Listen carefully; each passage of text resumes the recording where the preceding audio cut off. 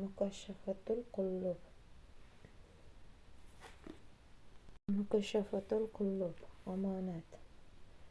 So'ng bir chuqurga boradi va olgan omonati bilan yuqoriga chiqadi. Eng ustki tabaqaga kelganda oyog'i toyib ketadi, yana chuqurga qaytib tushadi. Payg'ambarimizning shafoati tufayli Allohning lutf marhamatiga sazovor bo'ladi, ya'ni omonat egasi omonatga xiyonat qilgandan rozi bo'lguniga qadar o'sha yuqoriga chiqish va pastga tushish davom etaveradi. Payg'ambarimizning sahobalaridan bo'lgan Salomadan bir rivoyat bor. U zot deydiki, bir kun payg'ambarimizning yonida o'tirgan edik. Namoz o'qiladigan paytda bir odam mayitni janozaga olib kelishdi. Rasululloh so'radilar, qarzi bormi? Yo'q, deyishdi. Shunda uning janoza namozini o'qidilar. So'ngra yana bir odamni janozaga olib kelishdi. Rasululloh alayhissalom qarzi bormi deb so'radilar. Ha, deyishdi. Biror narsasi qolganmi dedilar. 3 dirhom puli bor, deyishdi. Shunda janoza namozini o'qidilar. Keyin 3-chi mayitni janozaga olib kelishdi. Allohning rasuli yana qarzi bormi deb so'radilar. Ha, deyishdi. Rasululloh alayhissalom biron narsa qoldirganmi dedilar. Yo'q, deyishdi. Rasuli akram buyurdilar, u holda do'stingizning janozasini sizlar o'qinglar. Qatoda rivoyat qiladi, bir odam, ey Rasululloh, men dushman isidan Alloh yo'lidan o'ldirilsam, Alloh mening gunohlarimni afv etadimi deb so'radi. Rasululloh ha, dedilar. So'ngra u odam burilib ketayotganida orqasidan bunday deb qoladilar: Alloh shahidning ham gunohini afv etadi, faqat qarzini afv etmaydi. Mukashafatul Qullub, namozni tavoze va xushu bilan ado etish. Alloh taolo marhamat qiladi. Mo'minlar najot topadilar. Ular namozlarida o'zlarini kamtar tutaveradilar. Mo'minun 1-2. Olimlarimizning ba'zilari xushuni qalbni qo'rquvga o'xshash amallardan deb hisoblaydilar. Ayrimlar esa a'zoning amallaridan deb qabul qiladilar. Ya'ni namozni qimirlamasdan, o'ng-so'lga chayqalmasdan va boshqa behuda va o'rinsiz xatti-harakatlar qilmasdan o'qish deb tushunadilar. Xushuning namoz farzlaridan emas, aksincha fazilatlaridan ekani borasida ham fikrlar xilma-xildir.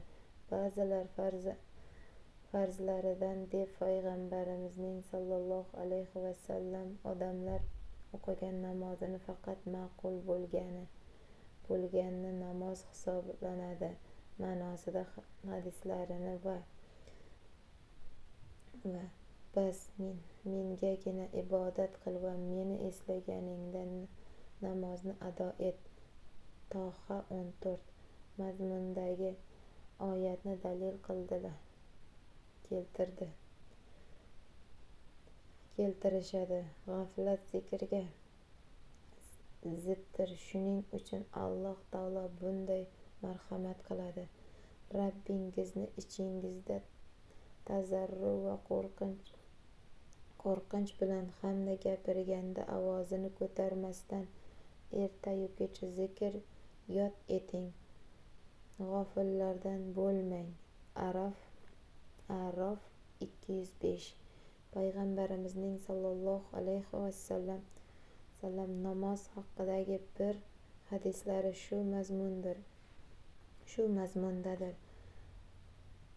Uyingiz oldida lim-lim to'lib oqayotgan anhor va bu anhorda kunda 5 marta yuvinuvchi uy egasi qanday bo'lsa, kunda 5 mahal namoz o'quvchi kishi ham shundaydir. Kunda 5 marta yuvingan odamning vujudida kir qoladimi? Ushbu hadisni bunday izohlash mumkin: suv inson vujudini moddiy kirlardan tozalaydi, namoz esa inson vujudini ma'naviy kirlardan, ya'ni yomon fe'l-atvorlardan va katta gunohlar sirasiga kirmaydigan xatolardan poklaydi. Faqat namoz xushu va sidqidillik bilan o'qilgandagina shunday natijaga erishiladi. Xushu va sidqidillik a'lo ado etilgan ibodatlar qabul bo'lmaydi. Payg'ambarimiz sollallohu alayhi vasallam dedilar: kim butun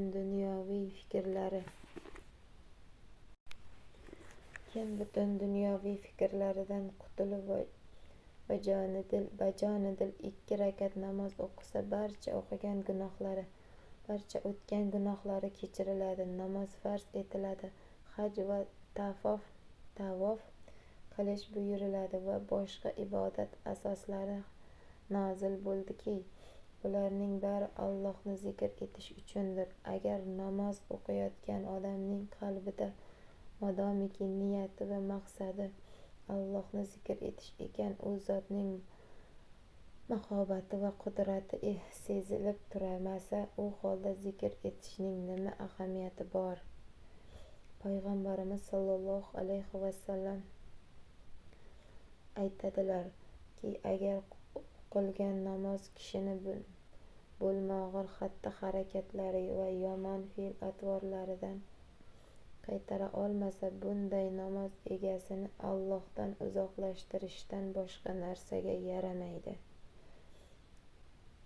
Baqir ibn Abdulloh bir kun bunday dedi: ey odamzod, seni agar ruxsatsiz Robbing huzuriga kirmoqchi va u bilan tarjimonsiz gaplashmoqchi bo'lsang, marhamat, kiraverishing mumkin.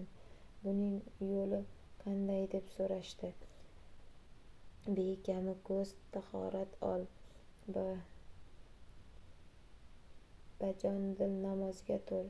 Ana shu ondan e'tiboran sen Allohning huzuridasan, tarjimonsiz gaplasha olasan, dedi. Bir rivoyatda Oysha roziyallohu anha dedi: Rasululloh sollallohu alayhi vasallam bilan gaplashib o'tirdiki, u zot bizga bir narsalarni tushuntirdilar. Biz ham u zotga nimalarnidir aytardik, lekin namoz vaqti kelganida butun fikru hayotlari Allohning qudrati va mahobatida bo'lardi.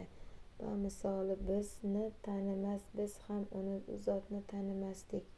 Payg'ambarimiz sollallohu alayhi vasallam aytdilarki, kishining qalbi va jismi hamjihatlikda, namozda shay bo'lmaguncha Alloh u namozga qaramaydi. Allohning halili Ibrohim alayhissalom namoz o'qiyotganlarida yuragining urishi kuchayar va soqoliga oqib tushayotgan ko'z yoshlari shoshqotor bo'lar edi. Bir dafo Payg'ambarimiz sollallohu alayhi vasallam namoz o'qiyotgan odam soqolini o'ynatayotganini ko'rib bunday tanbeh beradilar: agar bu odamning qalbida xush bo'lsa edi, a'zosida ham bo'lar edi. Hikoya qilinadiki, namoz vaqti kelganda Alloh karamullohu vajhoh titrar va ring ro'yi o'zgara boshlardi. undan: ey mo'minlar amiri, sizga nima bo'ldi deb so'raganida bunday derdi: Alloh yeru ko'klarga farzlarini omonatga bermoqchi bo'lganida ular qo'rquv olmagan edilar. Men qabul qilganman, endi omonat namoz payti keldi. Yana Husayn ibn Ali roziyallohu anhuma tahorat olayotganda afti angori sap-sariq bo'lib ketadi. Oila a'zolari undan sababini so'raganlarida bunday javob beradi: kimning oldida tik turish uchun hozirlik ko'rayotganimni bilasizmi? Xotam asamdan namozini qanday o'qishni so'rashganida javobi bunday bo'ladi: namoz vaqti yaqinlashganida bekami ko'z tahorat olib namoz o'qiydigan joyimga kelaman, a'zolarim tinchlansin deb bir oz o'tiraman, so'ngra namozni boshlash uchun o'rnimdan turaman. Ka'bani ikki qoshim, Sirot ko'prigini oyoqlarim, jannatni o'ngimga, jahannamni so'limga, o'lim farishtasini orqamga olaman va umrimning eng so'nggi namozini o'qiyotirman degan xayol bilan qo'rquv va umid orasida ruhiy holatda namoz o'qishga kirishaman. Takbirni xushu ila aytaman. Sura yoki oyatlarni sekin ehtiyot bo'lib o'qiyman. Rukularni tavoze bilan va sajdalarini esa xushu ila qilaman. So'l oyog'imning qattiq qismini yerga ko'ndalang yotqizib unga o'tiraman hamda bularning barchasini ixlos bilan ado etaman. Faqat namozim qabul bo'lmaganini bilmayman. Ibn Abbos roziyallohu anhuma derdi: ko'p cho'zmasdan va ko'p qisqa ham qilmasdan bajonidil o'qilgan 2 rakat namoz ko'ngil xatolarga to'la holda bir kecha o'qilgan namozdan xayrliroqdir. Payg'ambarimizning sollallohu alayhi vasallam bir hadislar mazmuni bunday: oxir zamon ummatimning shunday bir toifa kishilari bo'ladiki, ular jome va boshqa masjidlarga kelib davra qurib o'tiradilar. Butun zikrlari va o'ylaganlari dunyo sevgi bo'ladi. Aslo ular bilan o'tirmang, Allohning ular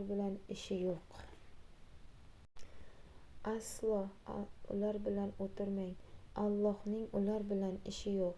Bir kuni payg'ambarimiz sollallohu alayhi vasallam bunday dedilar: sizlarga o'g'rilarning eng kattasi kimligini aytayinmi? Sahobalar so'rashdi: kim u Rasululloh? U zot aytdilar: namozidan o'g'rilik qilgan kishi, dedilar. Sahobalar so'rashdi: namozdan qanday o'g'rilik qilish mumkin, Rasuli akram? Dedilar: bunday o'g'rilar ruku va sajdalarini to'la qilmaydilar. Yana namoz to'g'risida aytilgan bir hadis shu namozdandir. Qiyomat kuni odamlar eng oldin namozdan hisob beradilar. Agar inson haqiqatan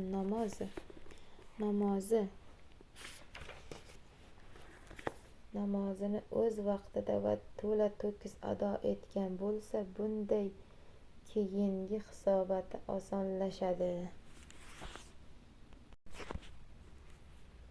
Yo'q, agar o'qigan namozlari nuqsonli va qusurli bo'lsa, Alloh malaklariga bunday buyuradi: bandamning bunday boshqa nafl qo'shimcha ibodatlari bormi?